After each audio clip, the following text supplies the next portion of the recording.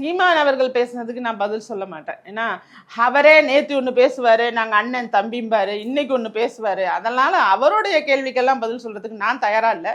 நான் பொதுவாக சொல்றேன், அவருக்கு ஒரு கூட்டம் இருக்கு, அந்த கூட்டத்தை அரசியலுக்கு பயன்படுத்திக் கொள்வதற்கான நபராக இவர் இன்னும் மாறாம இருக்காருங்கிற ஒரு கருத்து தான் என்னுடைய கருத்து.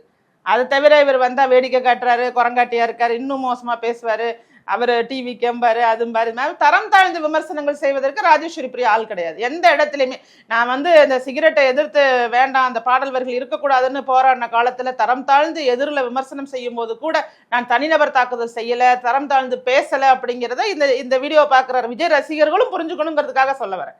என்னுடைய நோக்கமோ என்னுடைய இலக்கோ நான் யாரையும் எதிர்ப்பது கிடையாது. என்னுடைய முழு நோக்கம் மக்கள் நலன் சார்ந்து, இளைஞர்கள் நலன் சார்ந்து, சிறுவர்கள் அந்த வளரக்கூடிய பிள்ளைங்க மனசுல எதுவும் கெட்டது போய் பதியக்கூடாதுங்கிற இடத்துலதான் நான் நிக்கிறேன்.